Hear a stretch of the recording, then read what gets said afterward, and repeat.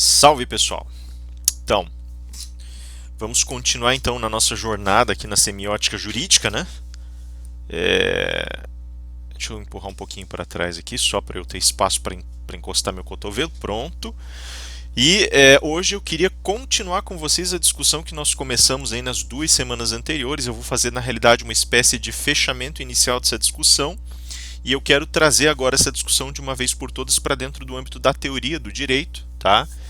Então, vou retomar alguns casos da sessão passada, como eu prometi. Quero fazer aqui um lineamento mais para o fim da exposição de hoje e de repente nos debates, né?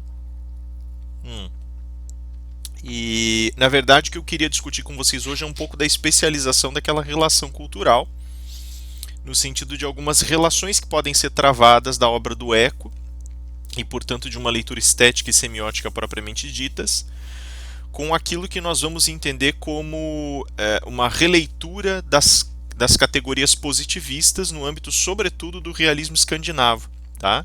Então eu peguei aqui uma cabecinha de alfinete do realismo escandinavo, né? A gente teria aqui um leque muito grande, teria desde Alf Rosa até Oliver Crona para trabalhar. Eu peguei o Hägerström, né? Que vai ser para nós um marco aqui, que vai trabalhar a partir do ângulo da filosofia, a questão da construção do direito. Vai ter ali uma teoria do direito, uma teoria da justiça e uma teoria do Estado, alinhadas dentro de um contexto específico que nos interessa de uma maneira mais aguda, né? E que foge um pouco daquilo que nós trabalhamos ali como um desenho de certos traços culturalistas, mas que a seu modo também tem aí uma certa herança do positivismo, né? Eu vou entrar em mais detalhes aí ao longo da apresentação, não vou me alongar muito aqui na capa da apresentação, né? Eu deixei só a capa do livro sobre o Hägerström aqui, justamente por conta do ícone que interessa em especial para nós, né? Trata-se aqui de um ícone grafo, né, que foi feita uma brincadeirinha, uma caricatura dele, só para a gente mexer ali. Bom, eu gostaria de voltar por um instante então à questão da produção do gosto que nós comentamos no final da sessão passada, e eu quero criar alguns vínculos um pouco mais sólidos, explicando o que no capítulo seguinte do Apocalípticos Integrados o Humberto Eco vai debater, né, o que ele vai colocar. Veja, aqui a gente tem um afastamento ainda mais intenso, ainda maior,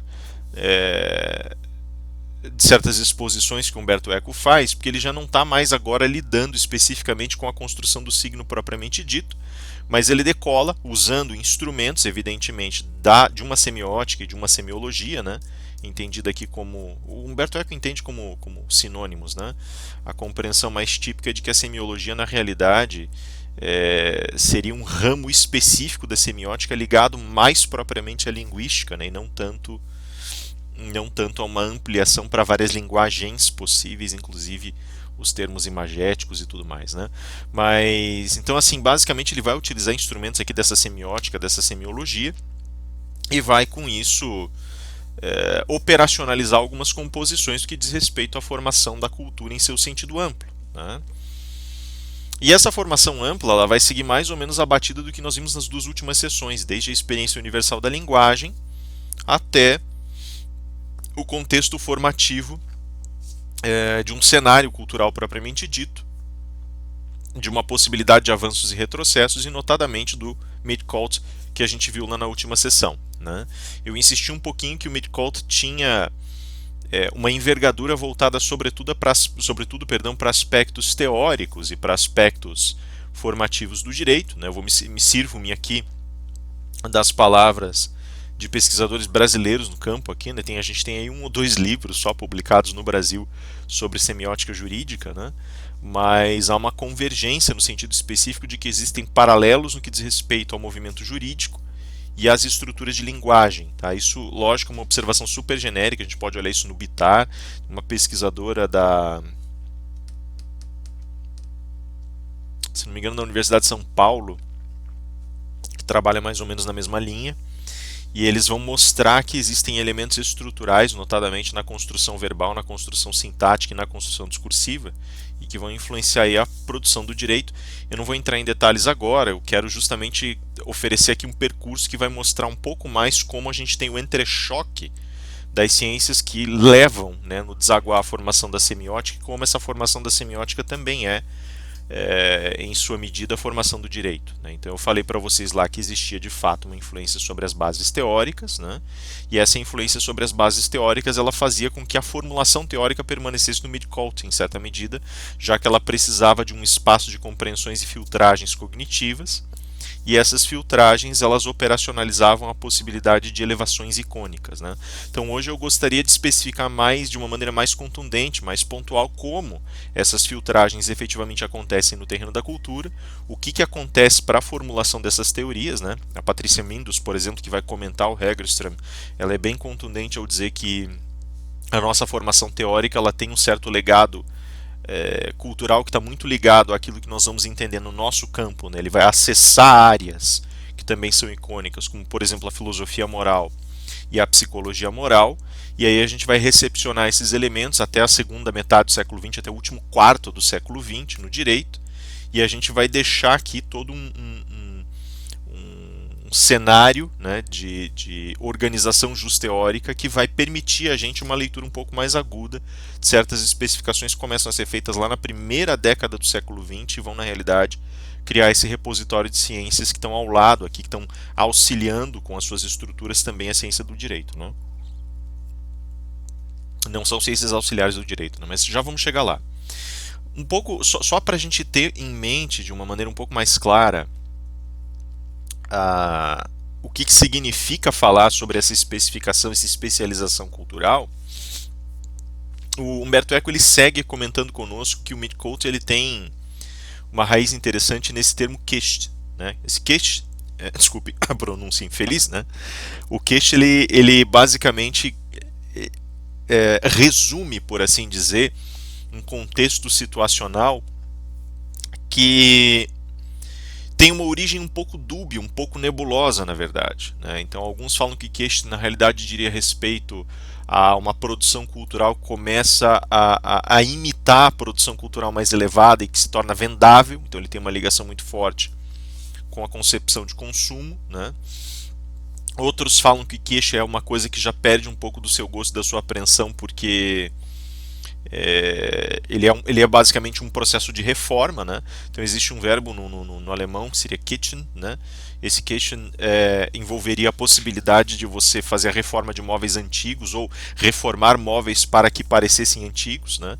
E aí essa ideia da reforma, da reconstituição, ela vai justamente falar sobre a possibilidade de uma imitação de arte, uma imitação de originalidade e não uma originalidade propriamente dita. E aqui o Kecht já entra como um conceito que talvez comece a ficar mais claro no sentido específico do título que eu dei para a sessão. Se vocês voltarem um passo aqui, eu coloquei justamente a questão da concepção cognitiva real no direito. Tá?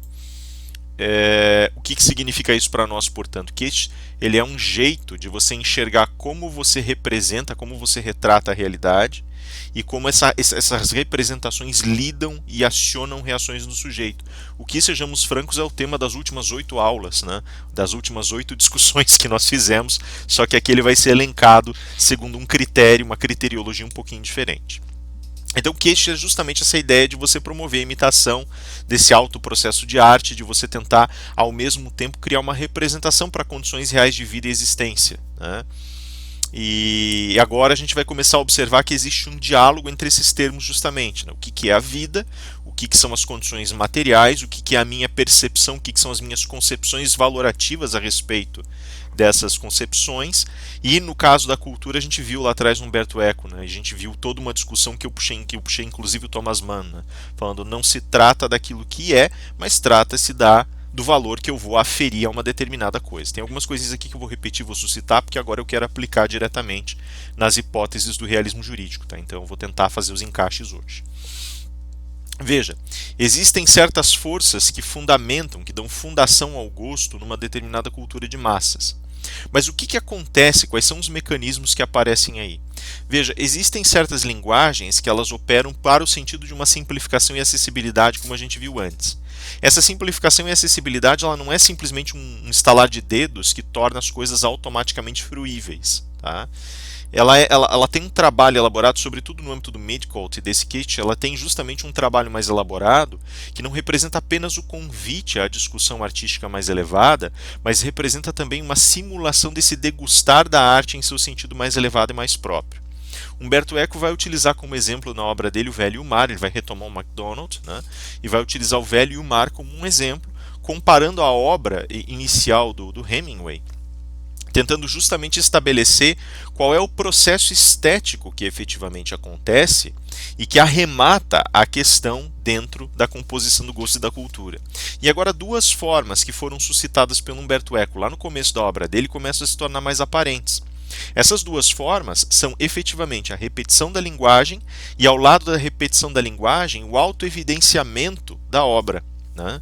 Então, uma crítica que aparece de forma muito pesada é que a obra literária, quando ela está trabalhando uma obra artística, ou antes, né, se nós pudermos ampliar o princípio para nós usarmos já, todo o trabalho estético ele tem como fundamento, ele tem como preocupação primordial mostrar uma determinada realidade.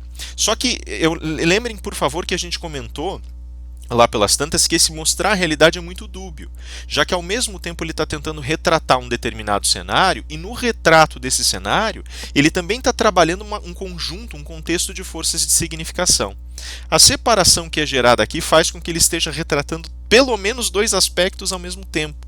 Um operador que é o retrato das condições reais de trabalho, ao passo que do outro lado a gente tem que observar a acomodação significante disso. Né? Eu devo ter comentado com vocês lá atrás o que significava isso, por exemplo, para o movimento neorrealista no cinema. Né? Então você vai me pegar um Rossellini, por exemplo, ele tem uma visão de que se você conseguir aparar as arestas e eliminar as bordas do teu filme e conseguir projetar o filme como se ele fosse uma continuidade em relação à realidade que o próprio indivíduo contempla, então nós vamos ter ali uma impressão do real. Agora vejam que o real, a partir do momento em que ele foi deflagrado como linguagem, deflagrado como signo, deflagrado como força de significação, ele se encerrou. Então o que eu estou fazendo a rigor não é retratar o real, é retratar uma simulação propriamente dita do real. O que eu quero dizer? Mas o que isso tem a ver conosco? Essa é a grande questão. Eu quero que vocês pensem agora na quantidade de decisões judiciais e na quantidade de teorias dentro do direito que são formuladas para tentar retratar certas realidades que foram ignoradas até então, certas realidades que foram ostracizadas pela linguagem do direito, ou simplesmente a realidade comportamental humana, ou a realidade da norma, a realidade da autoridade, a realidade do poder, a realidade da justiça, sei lá eu. Tá? Eu só quero que vocês pensem nisso, porque as estratégias de significação que são empregadas no neorrealismo, as estratégias de significação empregadas em movimentos pós-modernistas de produção da arte, as realidades empregadas nos contextos específicos da produção poética, não deixam de ser as mesmas estratégias empregadas nos planos teórico e decisor. Tá? Mas em que medida? O signo ele precisa desaparecer enquanto tal, do contrário, o signo não tem um propósito próprio. De certa maneira e de forma obscurecida, é isso que Humberto Eco está falando do texto para a gente faz mais de 2 semanas. Tá? Então, quando a gente começa a trabalhar com essa questão da força fundadora do gosto, a gente ao mesmo tempo está trabalhando com uma continuidade de significações. Humberto Eco ele retratou a questão da construção da cultura de massas e do mid-cult como sendo um jogo de potenciais estratégias elegantes que me permitem uma transição suave entre a realidade do indivíduo que contempla e aquilo que está sendo contemplado. E perceba agora que o que está sendo sugerido aqui também é que existe mais de uma frente de busca e enfrentamento disso na realidade do signo, na esfera do signo. Primeiro desses pontos de enfrentamento vai ser aquilo que é devidamente colocado como sendo uma força interpretante, o lugar de recepção do intérprete dentro do texto. O segundo espaço é o espaço da historicidade significante. Tá?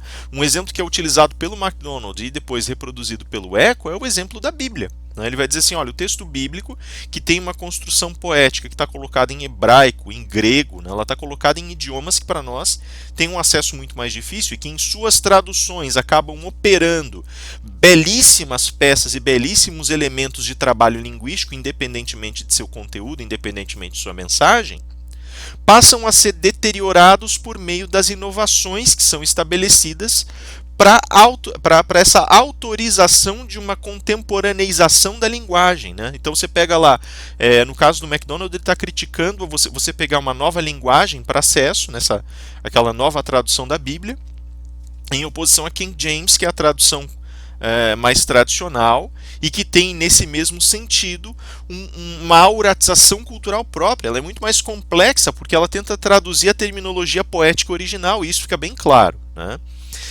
Se você pegar aqui como exemplo justamente essa tradução, ela vai tentar trazer à tona toda a carga cultural e todos os sistemas sêmicos que informam cada termo, né?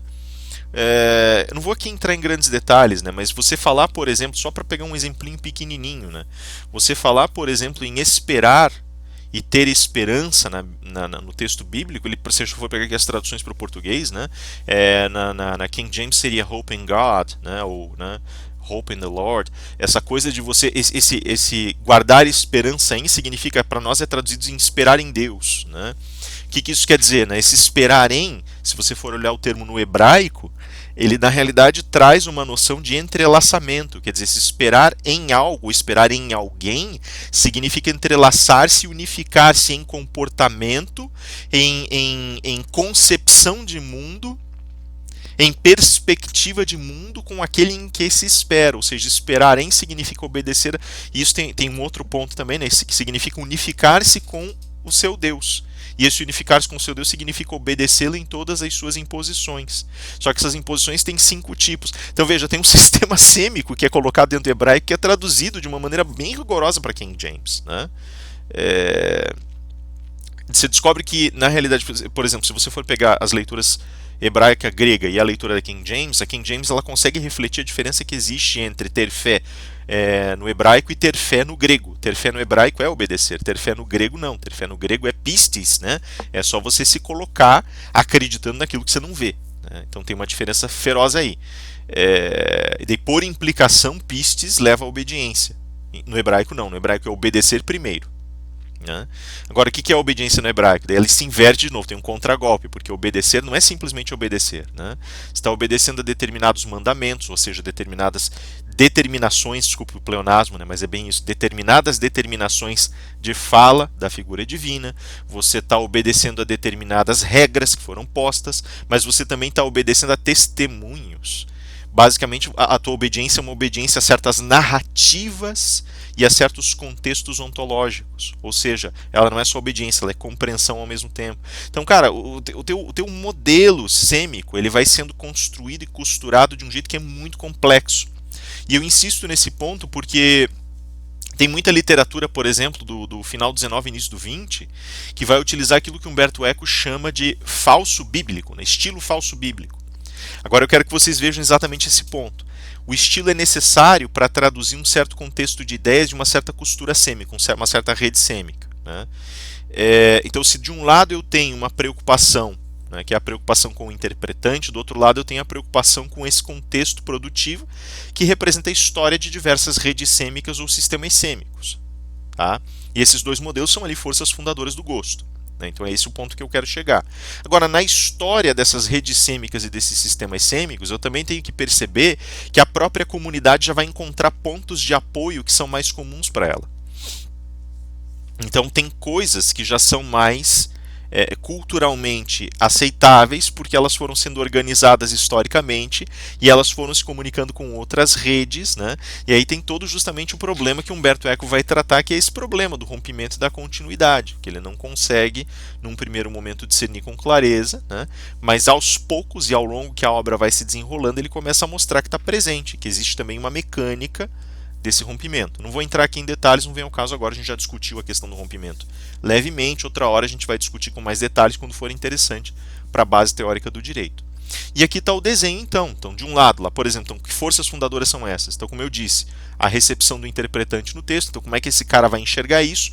Para fazer isso eu preciso entender qual é o mundo cultural dele, qual é a história dos sistemas sêmicos que estão acoplados a esse mundo dele, mas tem mais uma coisa, existe também uma aceitação universal desses sistemas. Eu tenho um código universal que me permite essa comunicação, a gente falou isso lá atrás. Agora esse código universal se torna nessa alavanca histórica e historicizante. Eu posso dizer que Humberto Eco, nesse sentido, deu um passo que transcende a própria fenomenologia presentificada nas leituras que ele propõe, né? Assim como Peirce transcendeu a fenomenologia do seu tempo quando foi trabalhar com as produções cígnicas. Então, a partir desse momento a gente começa a reacoplar a historicidade sob um modelo completamente distinto. Quer dizer, a minha preocupação não é só como eu incluo a historicidade das reflexões, mas como a historicidade edifica as reflexões. E é isso que está acontecendo aqui. Voltando agora ao Hemingway, né, e a crítica que é feita, o jovem Hemingway teria simplesmente mostrado no seu texto a posição, por exemplo, de um toureiro, né, como diz Humberto Eco, largando sua pasta para chegar a uma confrontação final. Já chega aquele homem demolido, né, mas só nos gestos você começa a perceber que ele está demolido e fracassado, tem para a última batalha honrosa dele. Larga a pasta, bate a porta, o indivíduo que está dentro não responde, mas ele sabe que tem alguém dentro porque ele pressente, e ele agora está naquela luta que está sendo mostrada pelas atitudes dele, naquela luta para tentar vencer essa barreira da derrota dele, né? E aí ele vai colocar lá o MacDonald, na leitura que o Humberto Eco faz, vai colocar esse homem demolido no velho mar também. Então é o velho que já não consegue pescar mais nada, né? E o rapaz que costumava pescar com ele, só que ali faz-se questão de se repetir. Olha, de fato, né, o começo do texto, aliás, que é justamente o ponto de comparação do capítulo em questão, ele vai ser colocado como uma abertura que repete inúmeras vezes, por inúmeras representações quase que burlescas, o significado dessa derrota do velho. As velas que já não são mais içadas, que estão envelhecidas, o barco escangalhado, o próprio velho lá cabisbaixo, sem comida, o rapaz que fica com pena e leva comida para ele, que leva o jornal para ele, que conversa ainda, mas que já não pesca mais com ele. E aí o velho falando, denunciando, né, essa tragédia, dizendo: é melhor que você vá mesmo procurar outro barco, porque eu tenho azar, né? Eu já não tenho mais o toque, aquele negócio todo, né? E justamente o texto repete isso em terceira pessoa. Olha, ele já não tem mais, né? Ele já está com aquele azar encruado nele, né? E lá pelas tantas, inclusive, fala-se que o MacDonald comenta no texto dele: isso totalmente por apúdio aqui, né? Mas o velho lá pelas tantas fala: eu sou um velho estranho. Daí ainda fica aquela sensação de: mas não me diga que é um velho estranho. Mostre-me no texto que você é estranho. Mostre-me por quê. Mostre-me por suas ações. Então é essa repetição que ele coloca, esse mostrar ao invés de acionar a ação do texto, o exagerar na descrição, como alguns falam, né? Não é só um exagero descritivo, não é pura e simplesmente um exagero descritivo, né? É uma descrição que repete a mesma informação várias e várias vezes. Então é isso que constrói, digamos assim, esse queixe, né? Essa imitação da arte, porque ela está basicamente, ao invés de convidar você a participar da obra, ela está tentando te impor a obra de alguma maneira, né? Ela traz uma possibilidade de debate cultural com isso? Claro que sim, porque ela está literalmente dizendo que a obra significa. Ao invés de ela deixar a obra se inscrever na narrativa produtiva da cultura, ela está inscrevendo a obra a forceps. Ela está dizendo que essa obra ela foi feita especificamente para endereçar tais e tais questões. Isso aqui foi feito para endereçar a última grande batalha de um homem. Então entenda, olha, ela está esfregado na tua cara. Né? O que não retira da obra sua grandiosidade. Eu posso ter lido isso, eu não deixei de gostar da obra por causa disso. Se isso me faz ter mau gosto, paciência, tenho mau gosto. Mas a obra continua me encantando. Justamente por isso. Porque ela traz com certa simplicidade, isso faz parte da elegância e do gosto da obra. O fato dela se repetir, o fato dela querer achar um lugar para se inscrever e ainda assim conseguir fazer isso, sem que ela perca aquele toque sutil dela conseguir efetivamente se inscrever, ou seja, ela fazer propaganda, como diz Humberto Eco, dela mesma dentro de si mesma, mas ela conseguir calçar a propaganda que ela está fazendo, maravilhoso. Pior seria se ela fizesse a propaganda e não entregasse o seu produto. Isso sim seria horrível, né? Então assim, a gente tem aqui todo um desenho que está literalmente transformando a obra em ícone de si mesmo. Até pus as luvinhas em sentido icônico aqui para lembrar, né, algumas das paixões e hábitos do Hemingway, né? Como se a própria pesca já não fosse uma propaganda imediata da vida do Hemingway. Então tá aí. Mas assim, justamente a obra ela se torna ícone de si mesma, e talvez aqui o maior exemplo do que significa aquele raciocínio icônico que a gente viu lá no começo do curso, né?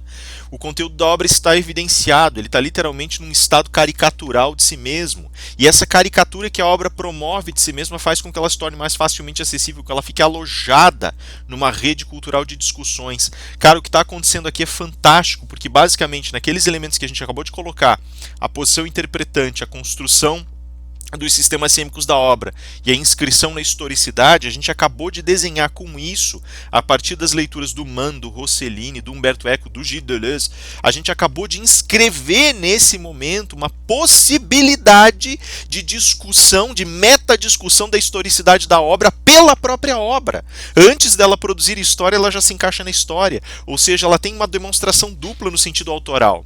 O Kitsch, nesse sentido aqui, fugindo um pouco do Eco, tem uma demonstração dupla. Ela é ao mesmo tempo, ela chega a ser capaz de receber elogios, apesar de sua simplicidade, burlesca, né? Ela chega a ser capaz de receber elogios por uma tomada súbita de consciência histórica e pelo riso lançado sobre a história.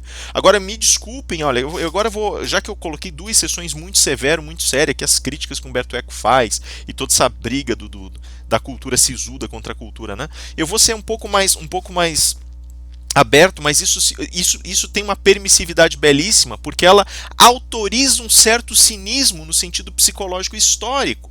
O evidenciamento do conteúdo da obra dá leveza de coração para a obra. Ela traz um descanso necessário para a dureza, para as agruras do trabalho intelectual e emocional.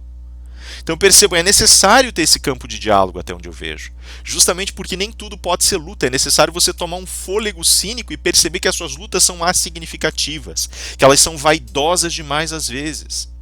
Essa perda de vaidade é excelente nesse sentido. A facilitação da leitura vem nesse sentido não só como facilitação do texto, mas como facilitação da inscrição do texto em sua historicidade. E agora vejam que fantástico isso, e esse é um dos pontos principais dessa discussão. Quando o texto me é facilitado, eu posso começar a criar discussões teóricas que dão a vacuidade de conteúdo do texto, mas posicionam o texto em algum lugar. Eu já não preciso mais discutir a produção autoral pela densidade existencial do autor. Vocês querem ver um exemplo? Pega Camus, por exemplo, e Camus ele vai ser colocado lá pelas tantas como um existencialista. Cara, ele falou abertamente que ele não era um existencialista, ele tem ódio do termo. Tinha, né? Ódio do termo, ele não gostava, ele brigou com o Sartre, cara. A leitura dele é completamente oposta, mas ele foi posicionado e inscrito como um existencialista por conta de seu diálogo intenso com o existencialismo. Então, assim, é uma concessão que nós fazemos. Você vai me dizer assim, tá, mas é um grande erro teórico. Sim, nós podemos chamar de grande erro teórico, mas isso não significa que ele não tenha valor para a totalidade da produção cultural. A questão não é perceber o erro, a questão é tentar entender por que esse erro aconteceu. Existe uma produção icônica que me leva a um equívoco, um simulacro platônico, se preferirem. Mas a questão é que ele continua evidenciado e encaixado em um determinado momento histórico. E ainda que não seja uma coisa muito satisfatória você chamar o cara de existencialista, pelo menos existe a percepção de sua discussão com o existencialismo. E é necessário compreender a dupla face da produção teórica nesse sentido. Se de um lado a produção teórica envolve a possibilidade desse resumo icônico, do outro, pela formação de seus sistemas internos, pela formação intrincada de seus argumentos, é também possível ver que a totalidade da discussão existencialismo-absurdismo, ou pensamento-filosofia do absurdo, né, dentro do contexto específico de um outro encaixe do Camus, que eu também não penso ser muito apropriado, é possível você perceber que existe uma deterioração teórica. Não existem universos teóricos existencialistas, fenomenológicos existencialistas, absurdistas. O que existe, na realidade, é uma gramatura argumentativa depositada sobre temas. E agora a gente consegue perceber o que a facilitação da leitura gerou para nós. Ela trouxe uma crise, não pelo sentido que o Eco defendia, ou pelo sentido que MacDonald via, ou pelo sentido que os ortodoxos da leitura cultural viam. A cultura será degradada e nunca mais entrará em discussões severas. Ao contrário, percebeu-se que as discussões tão severas da cultura eram idealizadas demais. Que elas eram rascunhadas demais, que elas eram restritivas demais em suas captações e percepções do real, que elas estavam se perdendo e que, na realidade, as grandes forças de deflagração do Midcoat, da cultura de massas, advinham especificamente dessa cultura elitista. Ela deflagrou sua própria decadência, ela só conseguiu dar espaço para esse novo terreno de discussão porque ela se tornou decadente, só se defendia pela sua própria autovalorização. Ela se tornou tão isolacionista que ela só conseguia produzir referências a si mesma. Ela se alienou do real. Ela deixou de discutir aquilo que o real deveria ser, na esperança de encontrar algo que o ser humano poderia vir a ser e que a realidade poderia vir a ser, ela entrou em deterioração. Vocês querem saber onde isso vai aparecer de maneira mais impactante no direito? Basta olhar para as relações kelsenianas de Zain-Zollern. É exatamente nesse ponto que nós vamos ver o que significa o highbrow no direito. O que significa o elitismo no direito? O direito ele tenta chegar a um ordenamento perfeito, a um ordenamento refinado, a um ordenamento que escape de discussões, e dessa maneira ele deflagra sobre si mesmo uma demolição, uma destruição total e completa de suas próprias exposições. A gente chegou a discutir lá na banca de um dos nossos colegas, nós chegamos a discutir inclusive o que significava certa posição representativa dentro da produção kelseniana, por conta de um dos membros da banca. Daí a relação que pode ser colocada de uma maneira mais firme e consistente. O enraizamento representativo, a ideia de uma figuração dentro do direito, só aparece enquanto tentativa desesperada de salvar essa teoria e mostrar, olha, tudo que produzimos teoricamente na realidade opera sobre construções figurativas, representações internas, nada mais é do que isso. E por incrível que pareça, no âmbito jurídico, essas teorias são funcionais. Agora nós temos que nos perguntar se nós não somos o produto de uma decadência cultural e social que está acontecendo há séculos. E isso é necessário, porque nós ainda entendemos que o direito, dentro dessa arquitetura representativa e figurativa, dentro dessa calcificação representativa, dentro dessa leitura de fatos gráficos e movimentos específicos que projetam para o direito toda uma realidade subjacente em filigranas, em pedacinhos, em universos alquebrados, reduzidos à realidade de debate, nós temos que pensar se esse direito ainda não está sendo, justamente por conta disso, um olhar civilizatório, que é o que nós acreditamos ser. Nós ainda entendemos que esse levantamento, perdão aqui pela extensão da fala, mas nós entendemos que esse levantamento, que esse suscitar de problemas é um caminho civilizatório. E agora, será que nós não mergulhamos no auge da ilusão civilizatória? Será que nós não estamos rompendo com um grande discurso cultural que chegou ao seu termo por dizer não há a possibilidade de edificação propriamente dita de uma civilização? Isso é uma questão que nós temos que trabalhar com mais cuidado. Eu já vou voltar a esse ponto, né? Aqui eu só quero mostrar o que essa facilitação da leitura tem como evidenciamento propriamente dito da obra e como aspecto que me leva à possibilidade de leitura, relação e movimentação teórica. E mais do que isso, como essa movimentação teórica vai afetar o direito. Em outras palavras, né? Se eu dou essa facilitação nos meus três aspectos, de novo, mais uma vez, sobre a questão interpretante, a posição interpretante, sobre a construção de sistemas sêmicos, né, e dessa interpolação histórico-sêmica, e sobre a tomada de consciência de uma historicidade, ao facilitar, eu também criei um olhar teórico que me permite encaixar aquele produto dentro de uma escala de produção teórico-histórica e, portanto, histórico-cultural, mas ao mesmo tempo eu começo a perceber a diluição desse elemento na facilitação da leitura. Se eu consigo encaixar, eu percebo o equívoco do encaixe, às vezes o acerto do encaixe que eu fiz, nem sempre eu vou chamar Camus de existencialista, eu posso fazer o encaixe adequado dele, mas ao mesmo tempo eu começo a perceber que esses equívocos aparecem porque nas filigranas a discussão é muito mais complexa do que um desenho histórico. Mesma coisa se você falar lá de Foucault como pós-estruturalista. Vai ver a diarreia mental que isso vai causar, tá? Ou chama Kelsen de formalista, né? O meu orientador, professor Ivan, por exemplo, tem uma ojeriza tremenda de quando você faz uma leitura dessa de Kelsen, realmente ele não era um formalista. Aí vocês começam a construir, nós começamos a construir equívocos históricos muito estrondosos. Mas ao mesmo tempo nós percebemos certas informações e afirmações que permitem chegar a essa conclusão sobre um universo muito limitado de debate. Sim?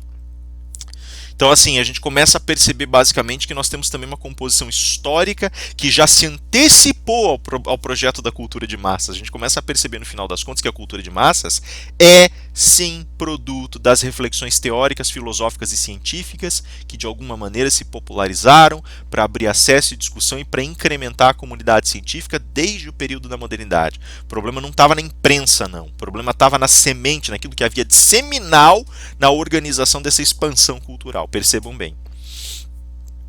Então, assim, a gente tem agora, ao mesmo tempo, aquilo que o Humberto Eco vai colocar como uma contraposição, que é a do evidenciamento da obra por si mesma, ao passo de uma descoberta conjunta da obra. Cara, isso é outra leitura fantástica que ele faz. O que ele está querendo dizer, na realidade, é muito mais específico do que nós vamos abordar agora. Mas ele está basicamente contando para nós o seguinte: se a obra vem e conta para nós o que ela é, né, e ele vai falar aqui, por exemplo, do estilo Hemingway, ele vai falar daquele estilo neobíblico, né, em que você começa a colocar muitos aditivos, né? Então, por exemplo, caminhou pelas calçadas e ponderou suas meditações e chegou às suas conclusões e através disso reconstituiu os seus pareceres morais da vida e foi feliz. Esse é um estilo, ele tem características, segundo Humberto Eco, segundo MacDonald, ele tem características bíblicas. Então existe aqui uma cultura cristã que permitiu esse aditivo. Às vezes, quer ver uma crítica que o Oscar Wilde sofria, porque o Oscar Wilde repetia tremendamente também nos seus textos. Ele falava, por exemplo, teus olhos, Jocanan, teus cabelos, teus lábios rosados, né? Isso, teus lábios, apaixonei-me por teus. Tá bom, você já falou 5 vezes isso. E aí tem um crítico que fala justamente sobre a peça, sobre a Salomé, fala assim, o Oscar Wilde, para variar um pouco, repetindo palavras, querendo dizer que há mais sabedoria nelas do que realmente há. Isso é letal, cara, porque o Wilde, ele tem isso no estilo dele, isso enriquece o estilo dele, mas é um estilo neobíblico. Aliás, é perfeito para aquilo ali, é justamente aquilo que o Oscar Wilde está querendo fazer ali. Ele está querendo pegar um trecho, uma história da Bíblia e aplicar um estilo neobíblico para rememorar o espaço, para rememorar a origem da história, a origem da narrativa de João Batista. Simples assim. E o crítico fica furioso com isso. Por quê? Porque isso tecnicamente é mid-cult. Ele já está trazendo isso para o queixo. Quer dizer, a imitação de uma outra peça que teve mais força e que tinha mais motivos para fazer o que fazia, que inaugurou o estilo como uma experimentação. Então aqui está sendo evidenciado também. O Humberto Eco vê com maus olhos também. No sentido específico, né? Maus olhos no sentido específico de uma cultura elitista, claro. Né? Ele vai dizer, é perfeitamente natural. Né? O que isso envolve? Envolve uma retração daquela descoberta conjunta que a gente faz da obra, de se sentar e ter o prazer de descobrir revelações íntimas na obra, coisas que não estão escritas, né? Ele usa o termo, aparece a ver nas obras antigas, né? O MacDonald usa o termo, né? Nas obras anteriores, nas obras da juventude de Hemingway, parecia ter menos coisa escrita do que realmente existia.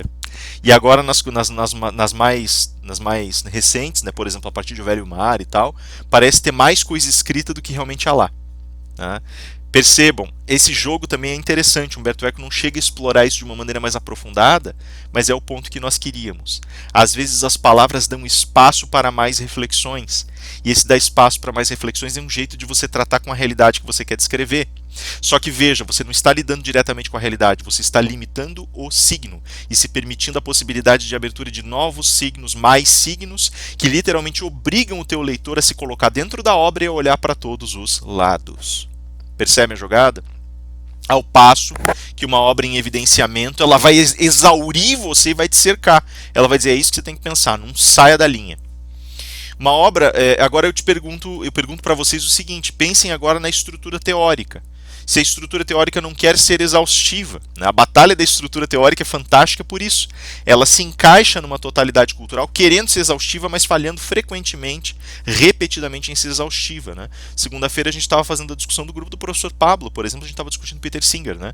E eu brinquei com ele e falei assim, eu não consigo concordar com as premissas do Singer, muito embora ele tenha sido bastante claro a respeito das estruturas analíticas que ele quer usar para falar de ética. Né? A gente leu o primeiro capítulo juntos, falei, eu não consigo concordar com isso, eu de fato não consigo, né? Estou aprendendo um monte lá com ele, agradeço imensamente por isso. Mas, e realmente, uma coisa que me inculcou foi essa.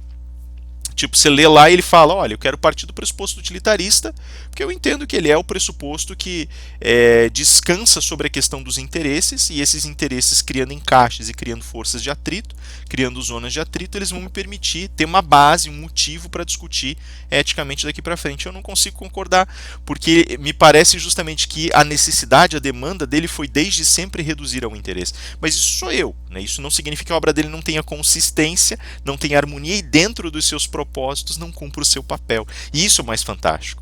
Porque o que a gente fez no âmbito teórico, sobretudo no âmbito teórico, no âmbito das teorias da filosofia moral e das teorias éticas? A gente restringiu o espaço de reflexão a determinadas zonas ou esferas metodológicas. Então a gente tornou, isso é o mais fantástico, a gente tornou a obra um exercício constante de evidenciamentos. É para isso que ela serve, ela quer ser evidente, ela quer dirigir as suas conclusões. Se ela não servir para isso, ela não é discurso de verdade, ela tem que fazer isso. Tá? Senão ela é um ensaio. Ela não é uma obra teórica propriamente dita. A teoria enquanto cultura faz isso, ela tenta se evidenciar, mas ela falha porque ela não dá conta de trabalhar com a não monotonicidade do real. Vamos colocar dessa forma aqui, recuperando Tarski, por exemplo, ou recuperando, né, Kripke, todo o leque que vai trabalhar com a possibilidade, todos os lógicos que trabalham com a noção de monotonicidade e não monotonicidade. Ela não é monotônica, a realidade não é monotônica. Ela não aparece ou antes, não é que ela não é monotônica, ela não emerge para o signo de forma monotônica, ela depende de uma não monotonicidade dos signos. E aí a gente não consegue arbitrar o exercício dessa não monotonicidade. Por isso as escolhas metodológicas geralmente criam pavimentos, discussões monotônicas que trivializam certas informações e por conta disso criam um universo fechado de produção discursiva. A obra teórica está sempre me cercando. A obra teórica é um grande golpe cultural. Ela está tentando me cercar. Tá? Isso, veja, porque eu espero que agora comece a ficar mais claro por que eu passei 2, 3 sessões fazendo um esforço quase que não jurídico, usando apenas pedacinhos de direito. Eu precisava construir com vocês nesse contexto uma raiz de uma crítica da ciência. Porque é para isso que a semiologia e a semiótica vão servir aqui. E agora que essa crítica da ciência está claramente estabelecida, o lugar a que a gente queria chegar está claramente estabelecido, nós podemos dar um passo atrás. Veja o que eu falei agora para vocês, agora há pouco, no começo desse slide aqui. O propósito do evidenciamento, ele vira um encaixe histórico simplificado de determinadas teorias, mas ao mesmo tempo um olhar que mostra que as filigranas argumentativas se desmancham.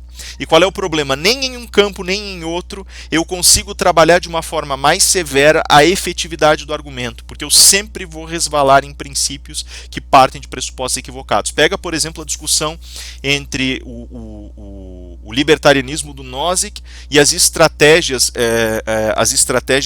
coletivistas e comunitaristas que nós temos ao redor dele. Então, ali Cohen, Rawls, Dworkin. Né? Uma das críticas mais pesadas que ele sofre, inclusive pelas mãos do Haas, é justamente o fato de que a premissa que o Nozick usa para falar do libertarianismo dele é uma premissa equivocada, já que ela faz uma transposição pura e simples de certas estratégias do Locke, né? Mais especificamente ele vai falar ali, a partir de Locke, Smith, ele vai falar sobre a possibilidade de uma sociedade gerida por aquela mão invisível do mercado. Que ele fala, nunca foi uma mão invisível, sempre foi uma mão oculta. Ela está lá agindo, a gente tem a impressão de sua existência, a gente tenta tensionar suas forças, mas não consegue alcançar. Ela sempre se esconde, por isso é uma mão oculta.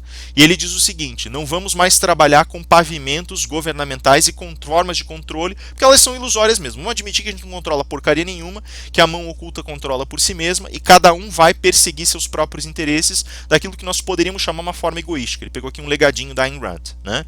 E ele vai dizer, olha, na medida em que nós vamos construindo o nosso comportamento, a gente vai ao mesmo tempo criando uma estrutura de Estado, uma estrutura de direito, que vão se regulando por conta desses movimentos, desses choques, desses conflitos.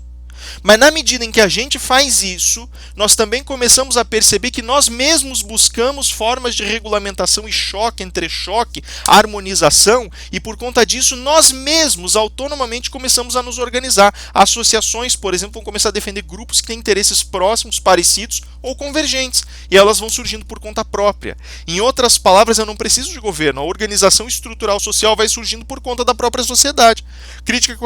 A crítica mais violenta que o Haas faz é: não é assim que se opera, não.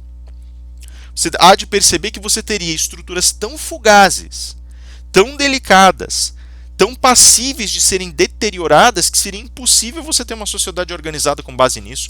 Um mínimo de organização formal você tem que ter. A cabeça do ser humano não funciona como você pensa que ela funciona. Nós não tomamos necessariamente decisões racionais e quando tomamos, existem outras forças em jogo que impedem certas alianças de ser formadas, que impedem a continuidade de certas associações individuais ou coletivas, né? Dessas associações interindividuais, coletivas, né? Se você quiser chamar. Então não funciona. Veja, Nozick parte de certos operadores, certos pressupostos. Sim, ele partiu de um pressuposto, basicamente, ele vai revisitar, ele vai beber das fontes do Hobbes, cara, para reconstruir a arquitetura dele.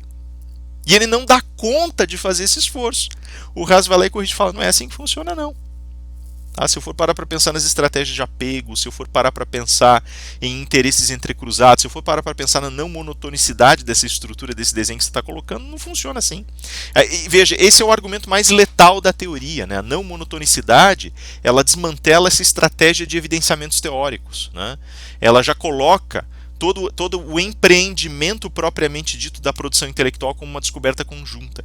E isso é o mais interessante, então, entre o auge, que é você inscrever historicamente um determinado universo de conhecimento como uma joiazinha, que tem uma posição epistêmica, e você olhar para o argumento, entre os dois, você tem a produção teórica, que está perdida, ela não consegue olhar para ela mesma se inscrevendo em lugar nenhum, assumindo posições globais, sem fazer uma série de concessões que ela não vai fazer, ela não consegue olhar para a arquitetura teórica sem perceber que ela é não monotônica, então a gente está preso no meio do caminho, em que medida, e agora passa a produção teórica e a produção científica passam a ser uma regulação propriamente dita dessa não monotonicidade, que vai nos permitir uma descoberta conjunta daquilo que nós chamamos de o real, mas que também é significado para nós como realidade, e aquilo que nós chamamos de um evidenciamento, que é uma troca constante de estratégias argumentativas.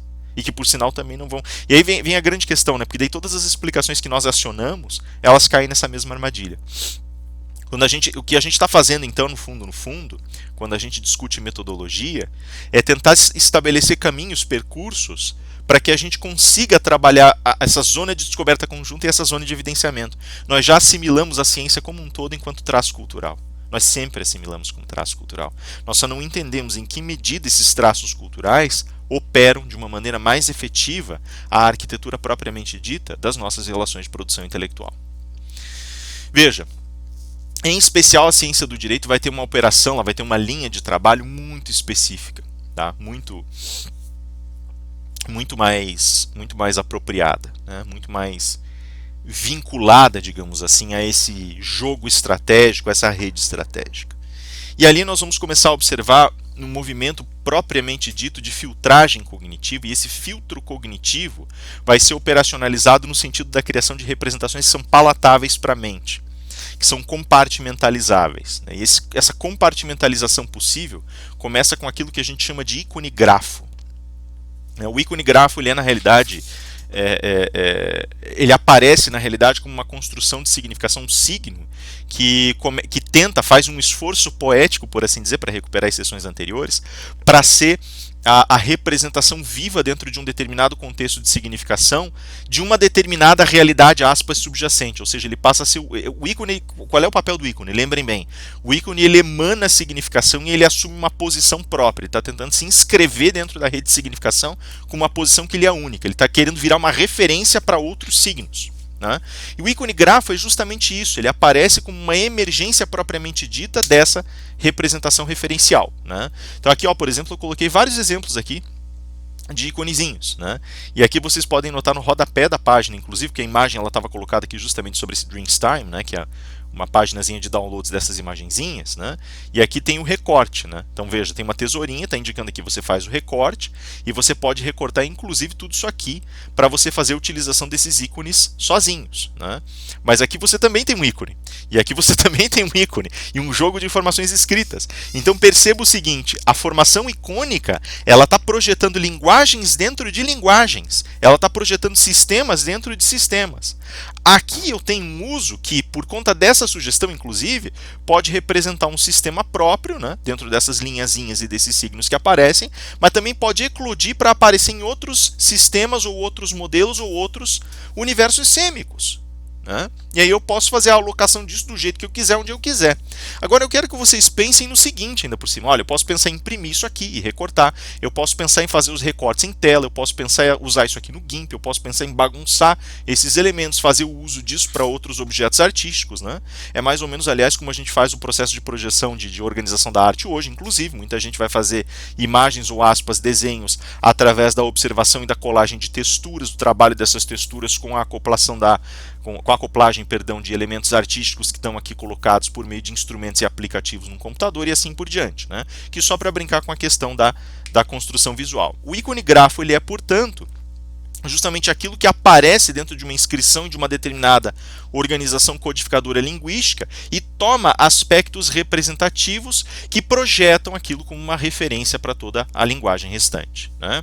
Nesse sentido, nós temos aqui uma possibilidade de leitura tripla desses ícones grafos. A gente pode falar em quali-signos icônicos, sim, signos indiciais e legissignos simbólicos, que a gente volta lá para o Peirce, né? Então, o que é um quali-signo icônico? Porque quando eu falo de quali-signo icônico, eu quero saber qual é a qualidade icônica que ele assume, né? Então, Por exemplo, o chapeuzinho aqui, educação, mas por que ele assume essa característica? Aqui eu vou utilizar justamente, eu vou fazer a leitura da recepção interpretante, vou fazer a leitura da historicidade colocada na construção de sistemas sêmicos e vou fazer a leitura dessa inscrição histórica mais elevada. Eu não sei nada, eu não obtenho informação nenhuma sobre o que é educação, mas eu sei que em algum momento o sujeito vai me enfiar essa borla na cabeça e que o momento em que ele enfia a borla na cabeça é quando ele completou um ciclo educacional qualquer que seja, e no completar, tecnicamente, né, teria que ser o do ensino superior, e ao completar esse ciclo, essa borla que é colocada, essa borla que é posta na cabeça do cidadão, mostra que ele foi laureado com conhecimento. Então veja que tem uma arquitetura simbólica, tem um porquê da borla, tem um porquê dela ser desse jeito, tem um porquê de ter esse rabicózinho aqui e assim por diante, né? Tem todo um ritual ao redor disso, né? Isso tudo faz parte da análise do qualisigno. O sim signo indicial, essa é uma outra questão. Se eu coloco isso aqui, por exemplo, eu coloco isso aqui num website, tá? Num website meu. Então eu coloquei aqui, biblioteca, educação, pessoal, transporte, né? Então eu posso colocar isso aqui, por exemplo, essa linha aqui, num site de um congresso. Então aqui eu tenho, na biblioteca eu tenho, sei lá, por exemplo, acesso a artigos produzidos para congressos anteriores do mesmo ciclo. Pessoal, você vai clicar aqui, você vai imaginar, por exemplo, que você vai achar lá formulário com informações tuas, né?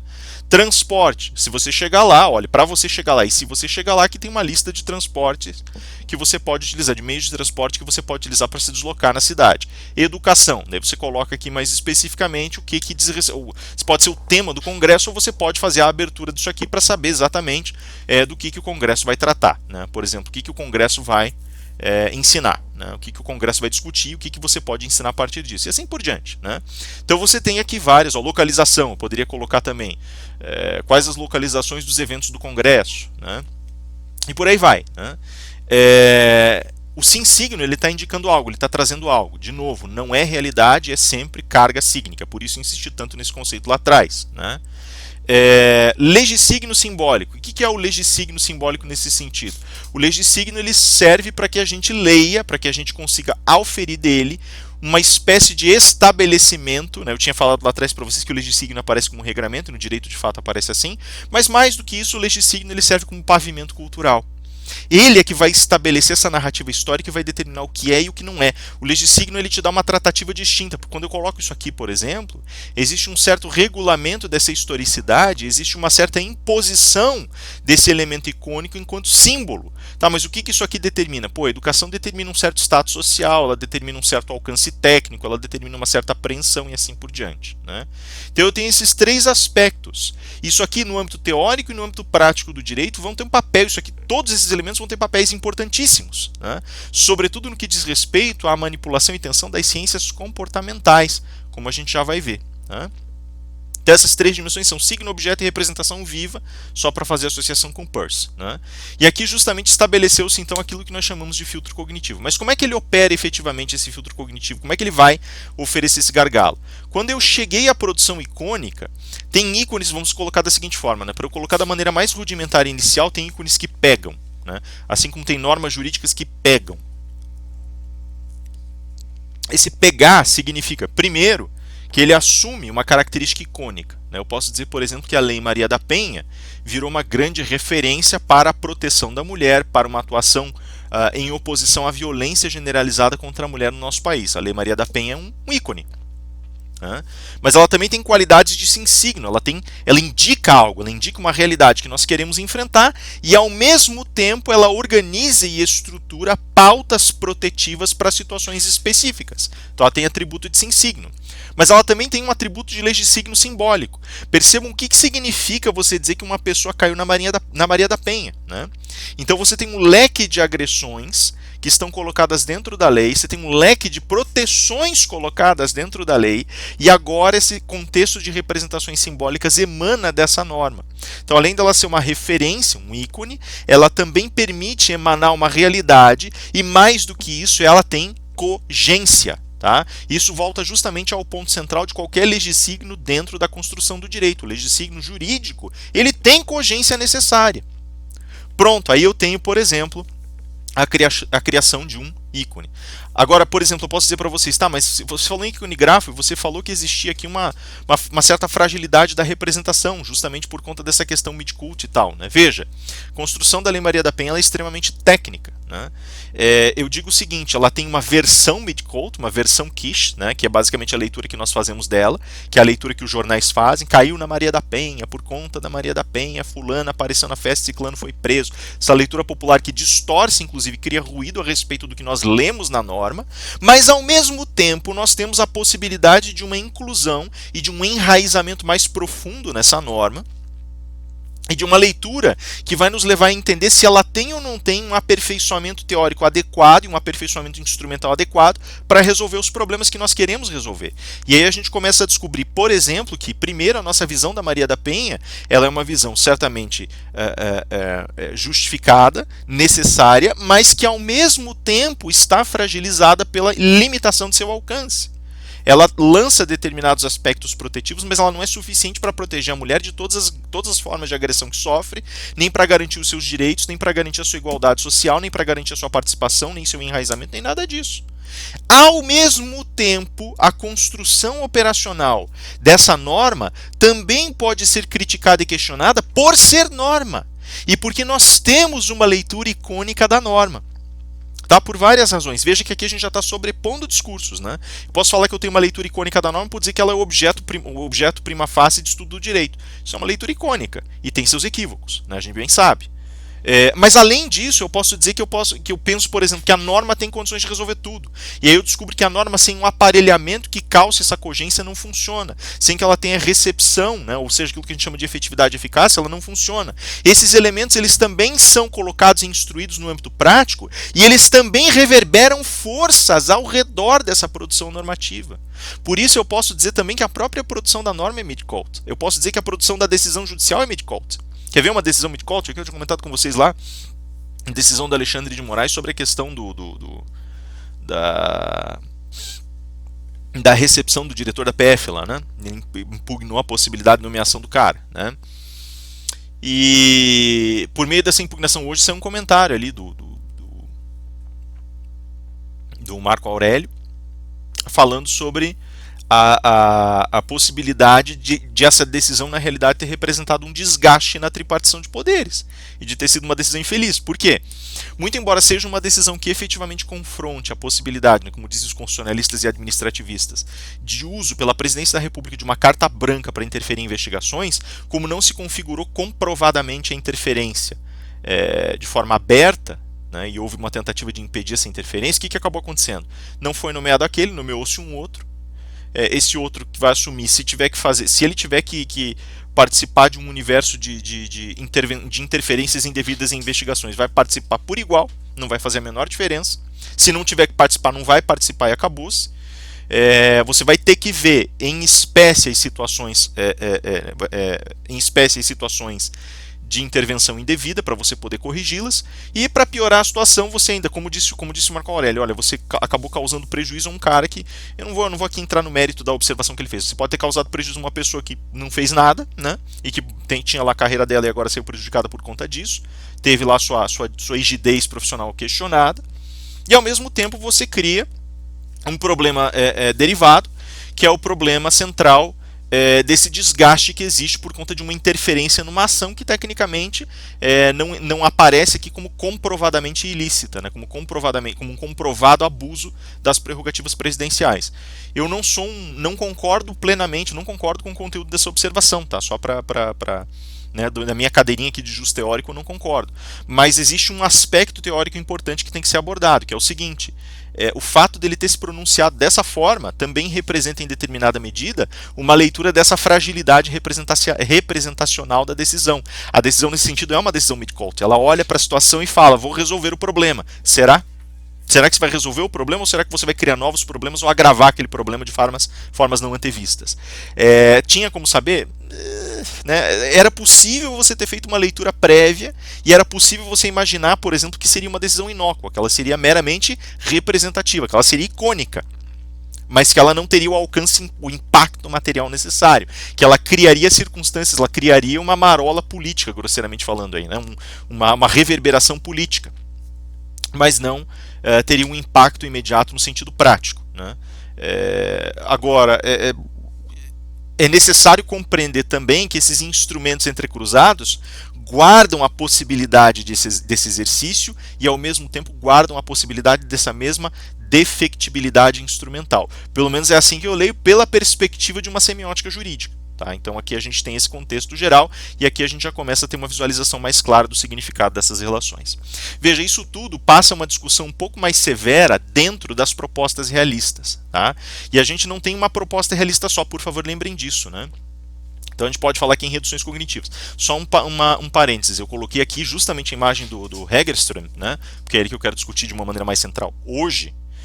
O Hägerström era um não cognitivista no sentido moral. Tá? Então, ele também serve aqui a título de exemplo para essa produção teórica que nós vamos estabelecer.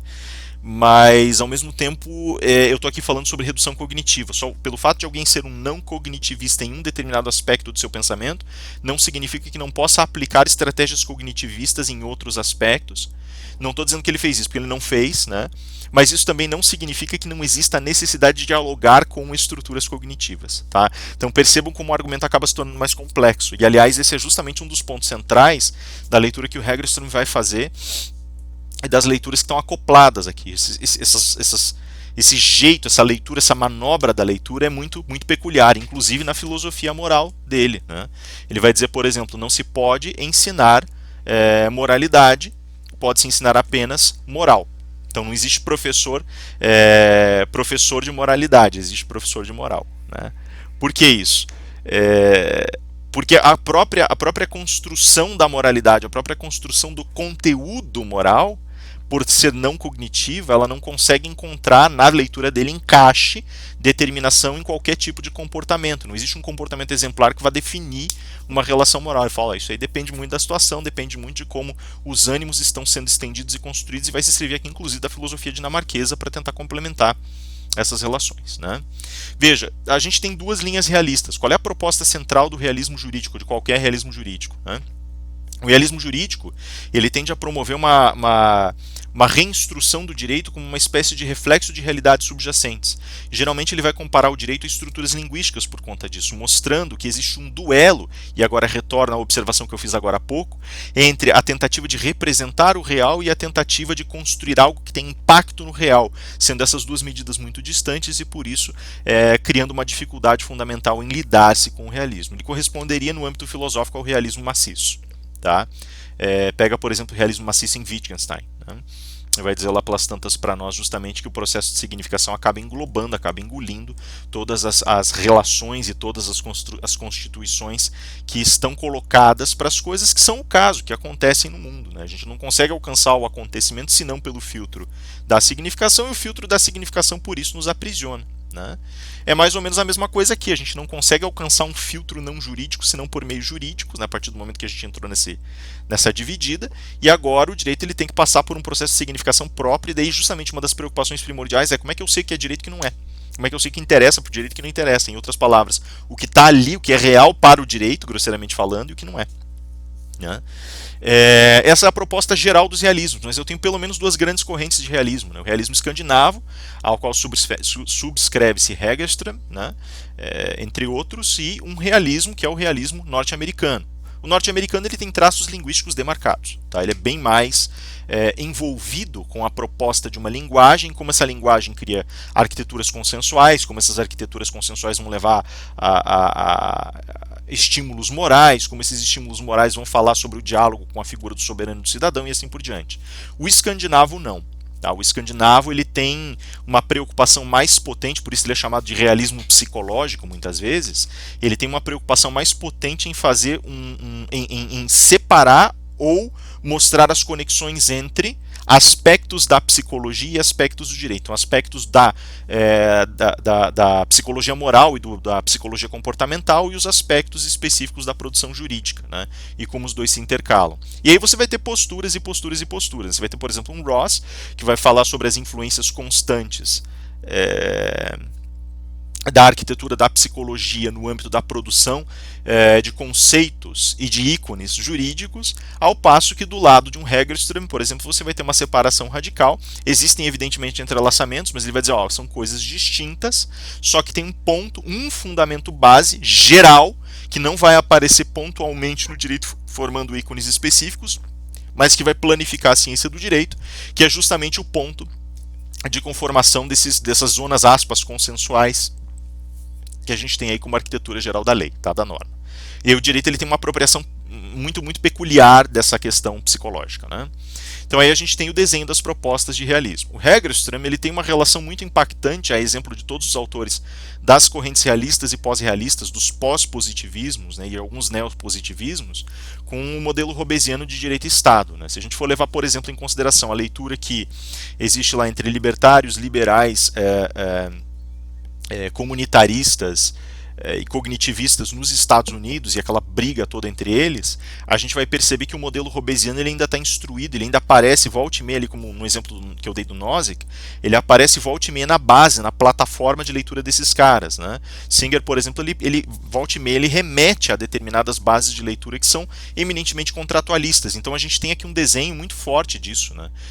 A gente vai ter discussões e mais discussões. Sunstein, por exemplo, que é um cara que se aproxima em determinada medida da discussão da psicologia moral em certa parte da sua obra, ele vai revisitar em alguma medida, né, ou como por exemplo Marshall vai revisitar também ali a ideia de um contrato social, né? Então existe uma aproximação muito grande, e o Hegerström ele tem uma relação muito curiosa com o Hobbes, né?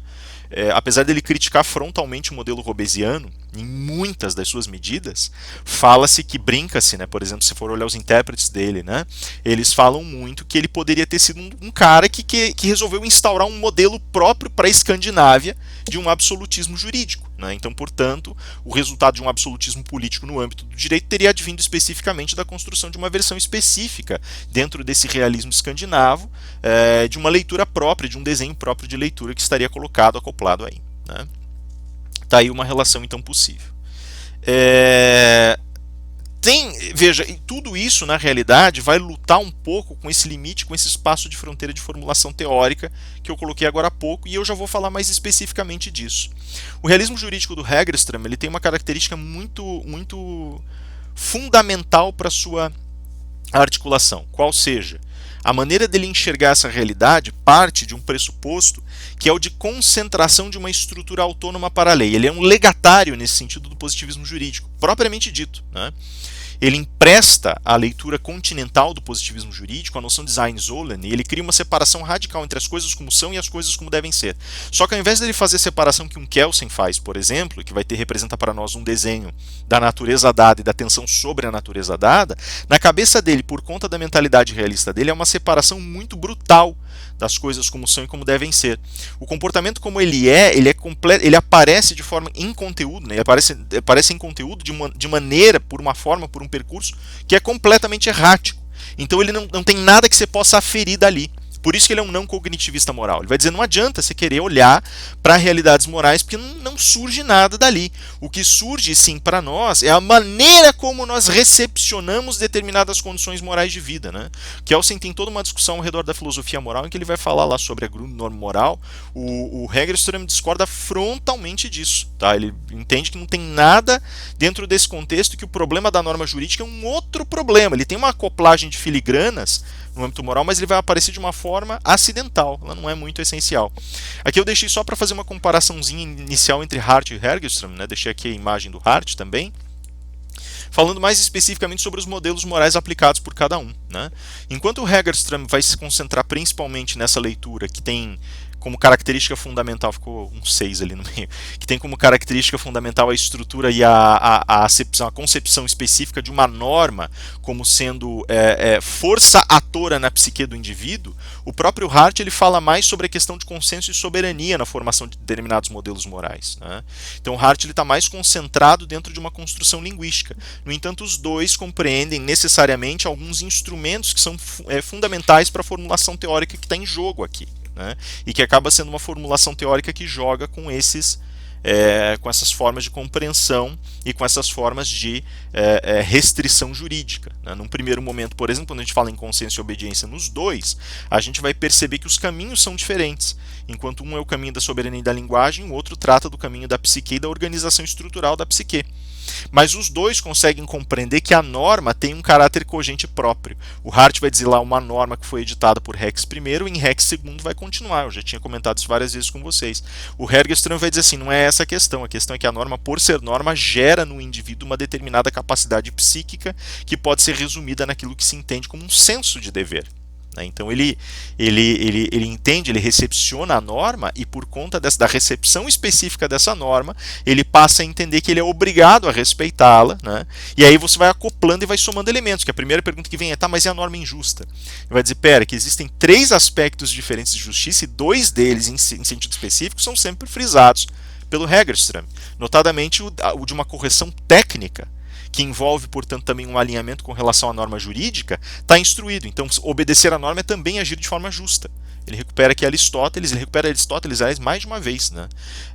Já vou explicar como aqui. Veja, o que o Hergerström propõe como alternativa é justamente que o direito ele é uma máquina, um mecanismo que está pronto para ser acionado. Tá? Mas como é que esse mecanismo surge?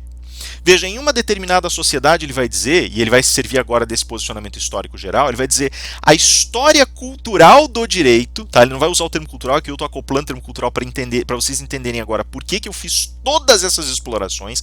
A história cultural do direito estabelece ao longo de seus regimes empréstimos continuados daquilo que um indivíduo entende como consolidação cultural da autoridade em sua vida.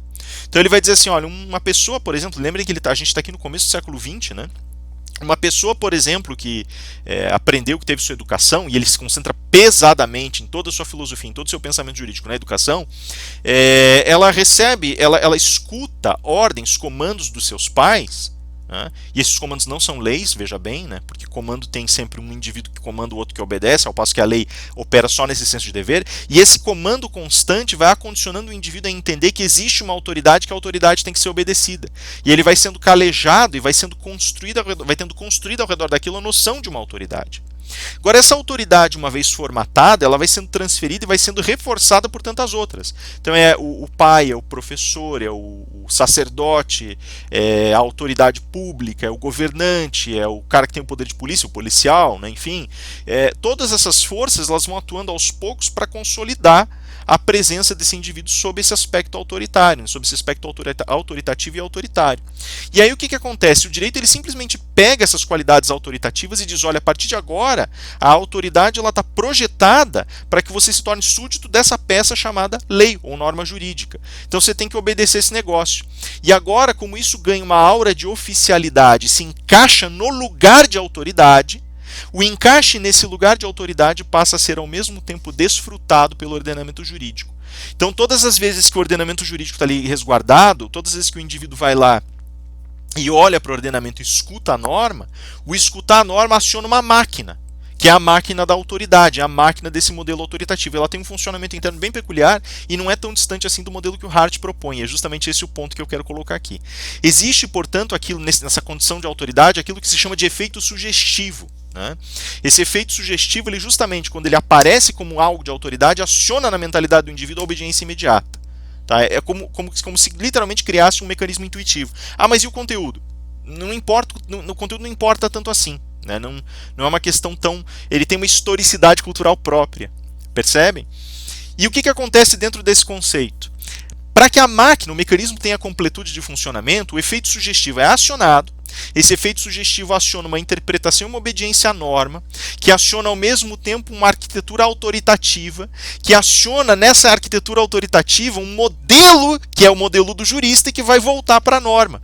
Então o que acontece? Eu escuto a norma, eu obedeço a norma, porque eu obedeço a norma, eu respeito dentro da norma a condição autoritativa do jurista, do doutrinador, do técnico, do juiz e assim por diante, do legislador, e isso volta para a construção da norma, que alimenta de novo as explorações, interpretações que eu vou acabar fazendo e assim vai. Então esse mecanismo ele funciona de forma cíclica, por isso um efeito feedback. Né?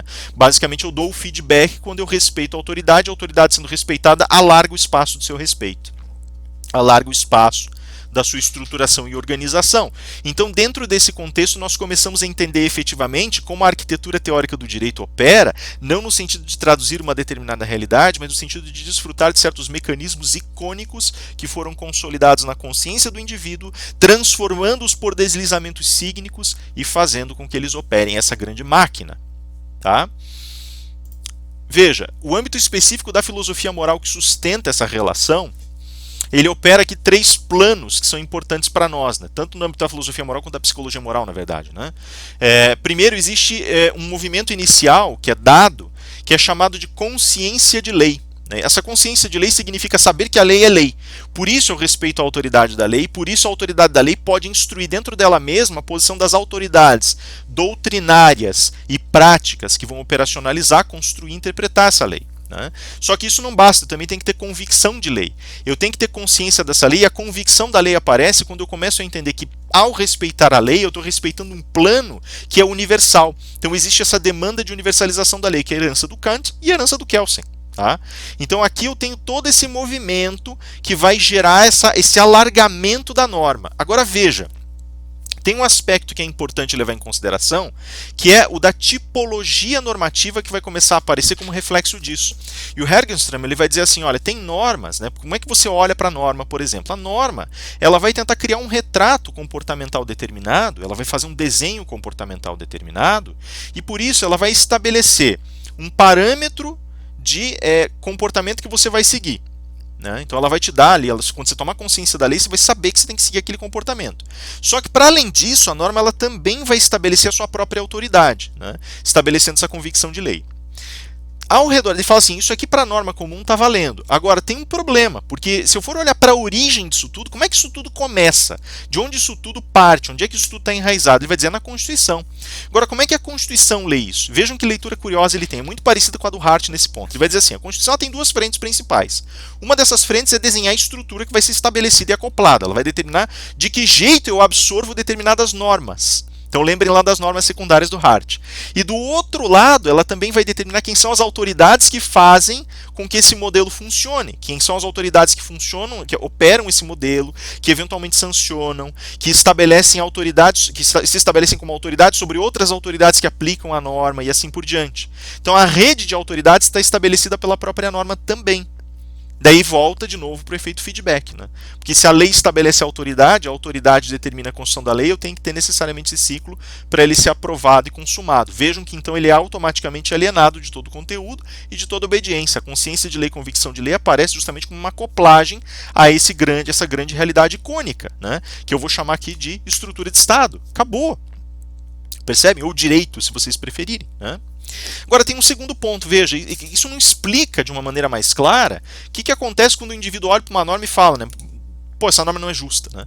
Por consciência de lei, eu sei que a lei é lei e tem que obedecê-la. Por convicção de lei, eu digo, pô, essa lei é certa, é a melhor lei possível, porque as autoridades construíram dessa forma e ela vai ter autoridade por si mesma, evidentemente, claro que ela é correta e que todo mundo vai aceitar. Se nem todo mundo aceitasse, não haveria de ter lei. Então o que acontece quando eu digo que esse troço não é justo? E essa é a grande questão. E ele vai dizer assim, a questão da justiça ela não está primordialmente no conteúdo do justo.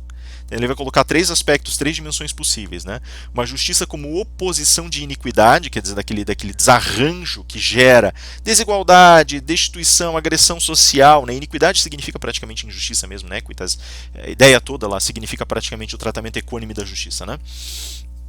Mas, então a lei pode ser essa oposição ao injusto, né? A justiça pode ser essa oposição ao injusto, ao ato claramente injusto, pode ser uma determinação uma determinação de conteúdo em certa medida, quer dizer, o conteúdo da equidade propriamente dita, ou pode ser, nesse sentido também, a construção técnica, né? O alinhamento técnico. Então, adequação técnica, uma determinação de equidade, que vai tratar todos do mesmo jeito, vai tratar todos pelos mesmos parâmetros e vai tratar todos, né, com respeito ao que são, e uma oposição a injustiças de quaisquer naturezas. Né?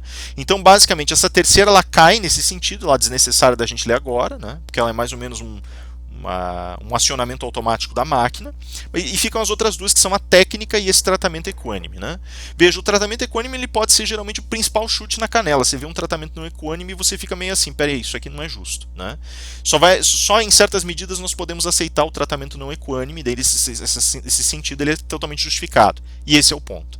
Porque quando eu faço um tratamento não equânime, por exemplo, igualdade substancial em oposição à igualdade formal, por exemplo, você oferecer determinadas compensações diante de determinadas deficiências ou hipossuficiências sociais, econômicas e assim por diante, isso tudo é justificado porque existe um procedimento por trás disso.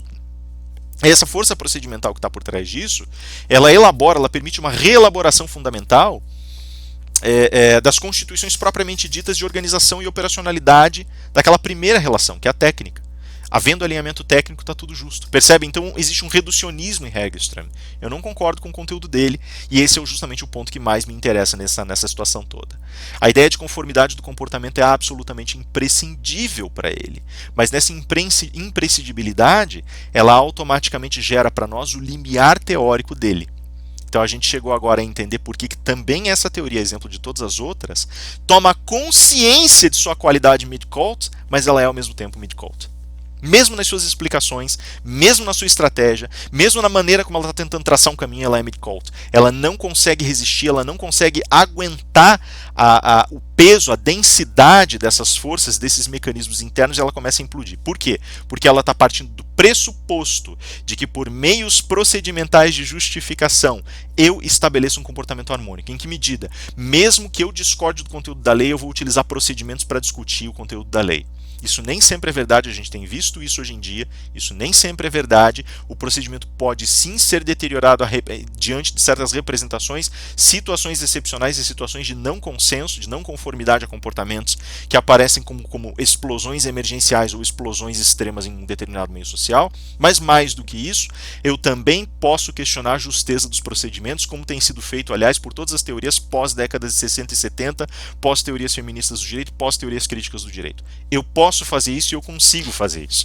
E aqui as teorias críticas elas acionam todo um novo movimento que é a ideia de você denunciar as qualidades limitadas no âmbito cultural das teorias do direito. Percebem? Essa sacada é fundamental. Mesmo assim, eu coloquei aqui o sinal de parada em homenagem ao Wittgenstein, né, justamente pela discussão que ele trava nas investigações filosóficas. Né. Existe a possibilidade de a gente falar em filtragem e uniformização do comportamento em um determinado nível, e é isso que nós extraímos de mais lucrativo dessa teoria. Ou seja, a gente arranca da filigrana um elemento que resiste. Né. Existe na construção da norma uma fisionomia do certo, e essa fisionomia do certo traz a conformação. Ela também suscita uma resposta intuitiva. Na famosa passagem, Wittgenstein fala assim: quando eu vejo uma placa de pare, eu não preciso ler a placa e saber o que ela significa para parar o meu veículo. Eu vejo a placa e imediatamente eu paro. Por que eu chego a uma conexão tão intuitiva com uma determinação imediata dessas? E ele vai fazer a aplicação disso na regra. Né?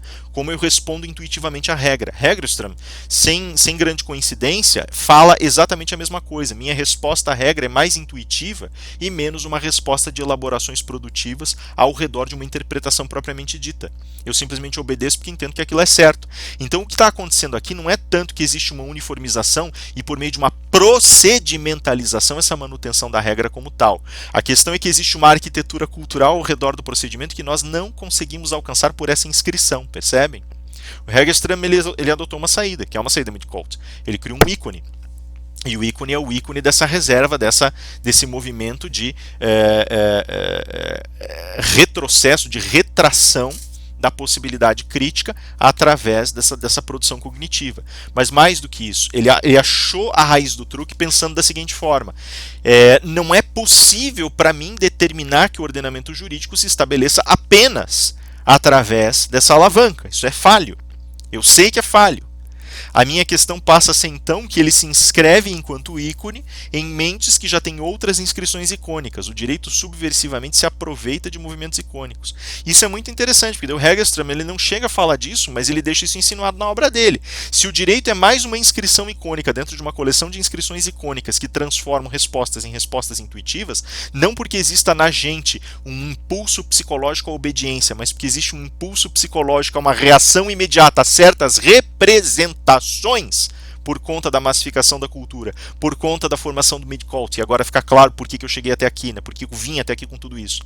Por conta da formação de ícones grafos, por conta dessa operacionalização, então, dentro desse contexto, toda essa formulação jurídica também é uma formulação icônica. E agora vocês percebem o tamanho da ameaça que a gente tem, né?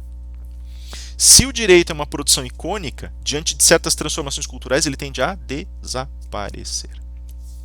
Tá? Às vezes dizem, mas não, teve direito ao longo de toda a história.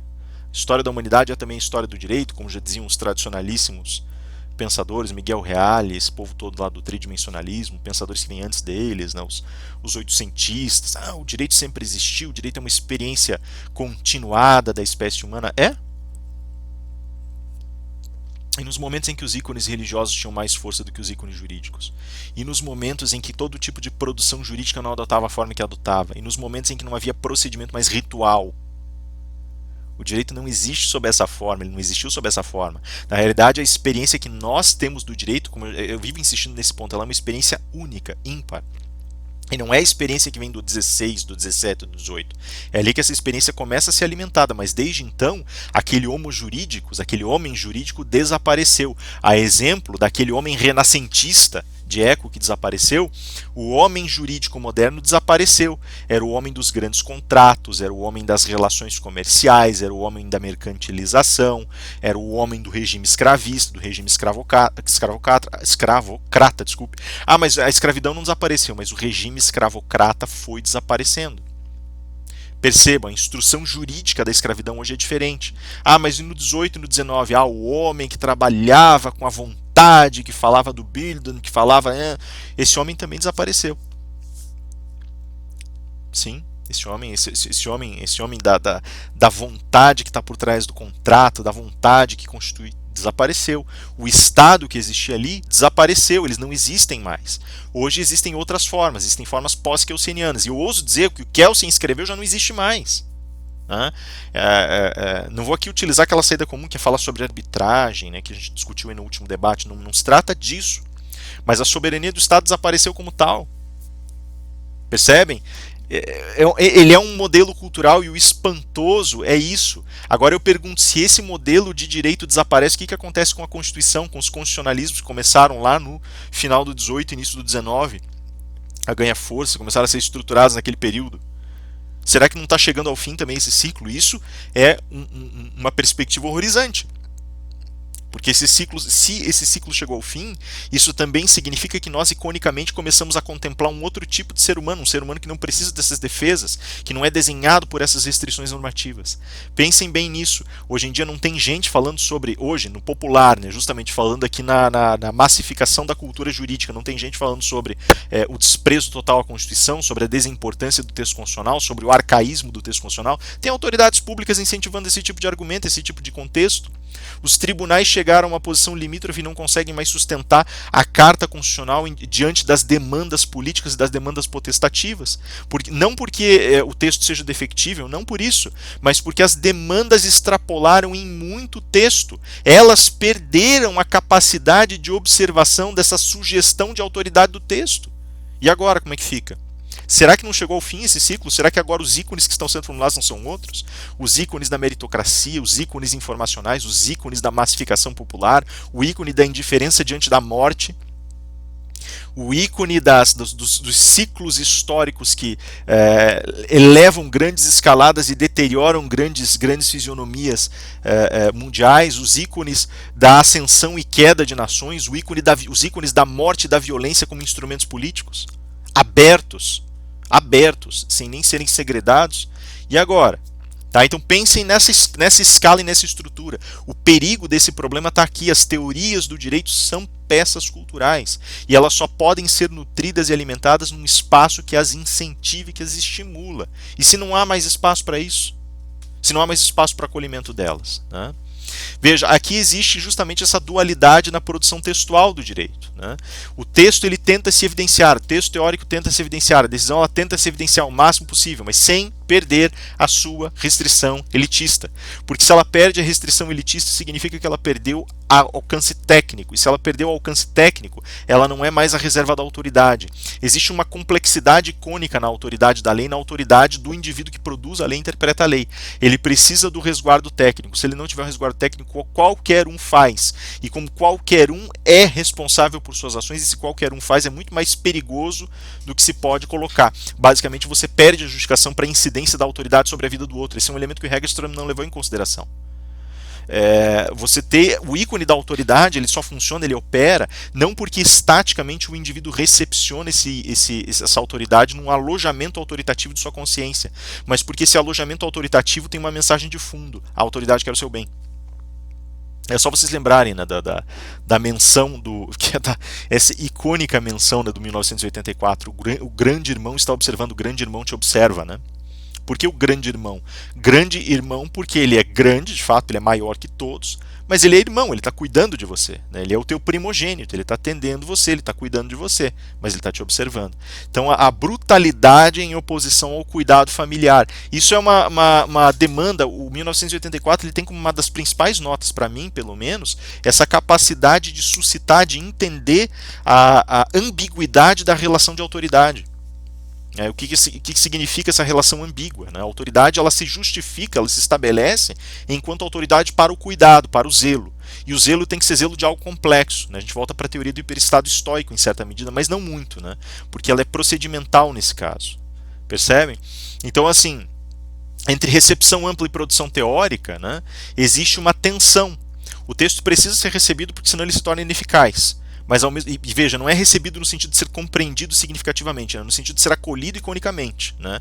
Vocês têm 1 bilhão de exemplos de normas jurídicas que não emplacaram e que não tiveram acolhimento porque elas não têm lugar icônico entre as pessoas, ou porque elas simplesmente não têm alojamento na vida cotidiana, né? Ela não tem alcance, né? O próprio Hegström nesse sentido coloca, o fato da gente fazer esse acolhimento não significa que nós possamos prescindir da sanção. A sanção é imprescindível. Se a sanção for deixada de lado, é claro que você não vai ter respeito à norma porcaria nenhuma, né? Isso significa basicamente que nós estamos pensando em 2 níveis, como Radbruch já colocava, né? Nós achamos que o direito opera pelo logos, mas não, ele opera pelo ethos. Nós estamos falando do ethos do direito, ou seja, nós estamos falando sobre a constituição do seu sentido, sobre os comportamentos que as pessoas têm diante dele, não sobre a lógica dele controlar os comportamentos das pessoas. Percebam o distanciamento que existe. Isso faz especialmente importante a discussão que nós começamos a travar na última sessão.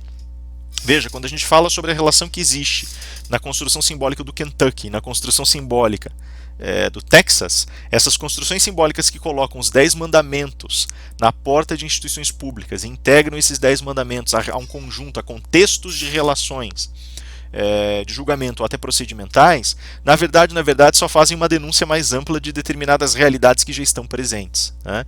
Lemon versus Kurtzman, por exemplo, eu tinha falado para vocês que no caso Lemon, né, quando eles criaram justamente o índice Lemon, essa teste Lemon, perdão, que ele estava basicamente entranhado e intimamente envolvido com escolas católicas. Cara, se a educação católica é 95% da educação das crianças daquele mundo, cara, aquela sociedade está vinculada absurdamente com aquilo. E o problema de você se recusar a aceitar pagar as contas do professor de uma escola católica longe está de ser o problema do indivíduo que se aproxima da religiosidade. Na realidade, existe aqui a formulação de um valor de face dentro da ação do julgador e da ação do Estado, não dentro da norma. Então, aquela ideia de facial neutrality, ela é transferida para a operacionalidade da força atora de julgamento.